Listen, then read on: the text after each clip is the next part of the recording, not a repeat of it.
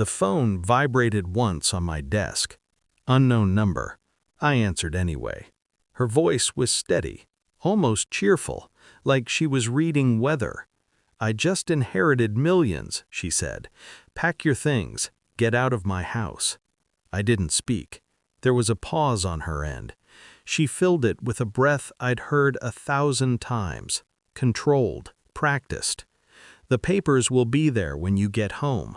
Click. The office kept breathing around me. Keyboards, fluorescent hum.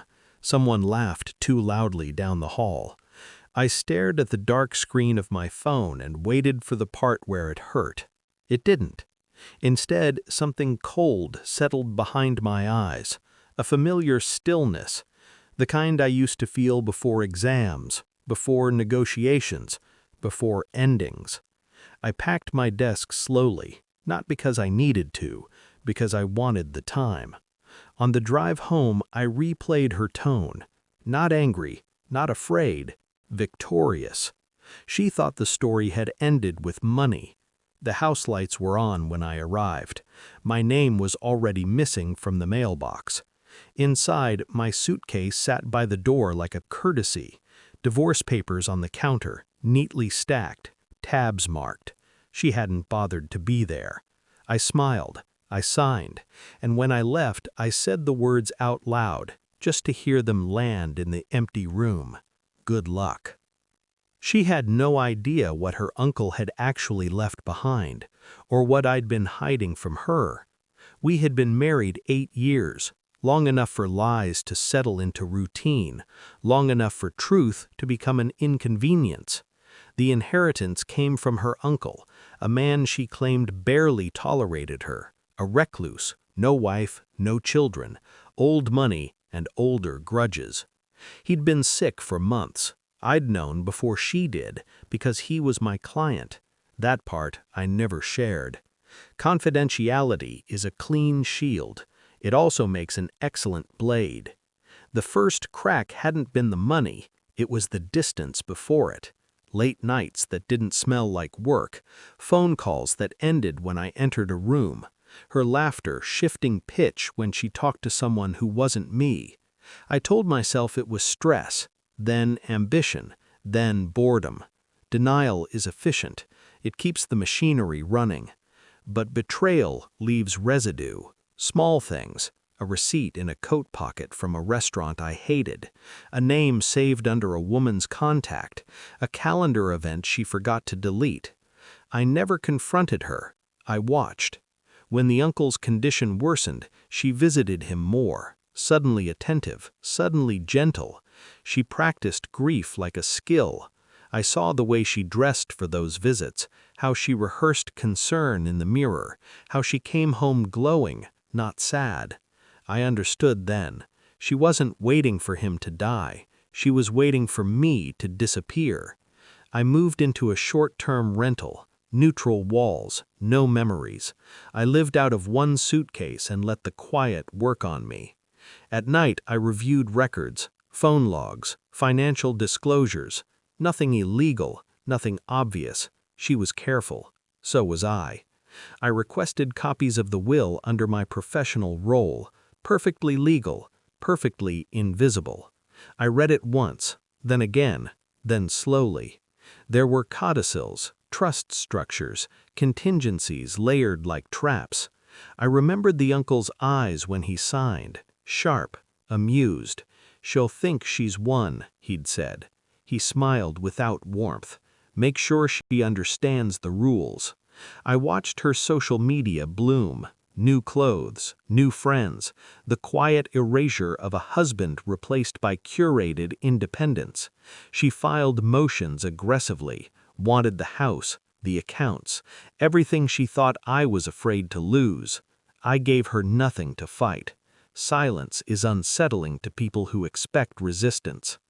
I monitored the trust activation.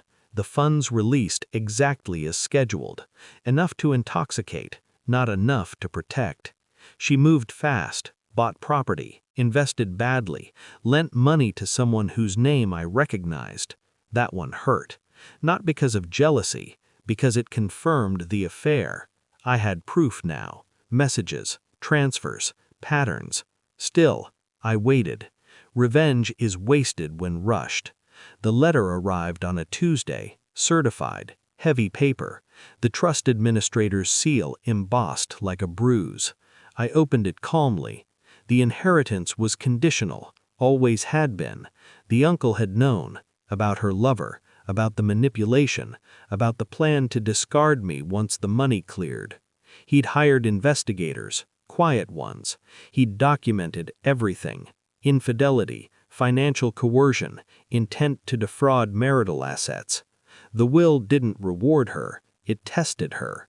Violation meant forfeiture, automatic, total. The remaining assets, substantial, silent, were redirected to a foundation, managed by a third party, me. I requested a meeting, neutral ground, glass walls, no witnesses. She arrived smiling, expensive, confident. I slid the folder across the table. She laughed at first, then she read. The color drained slowly, like a tide pulling back. "This isn't real," she said. I didn't correct her. She cried, accused, reached. The performance cracked under pressure. "You knew?" I suspected. Silence swallowed the room. I watched her understand what it meant to lose something she'd already spent.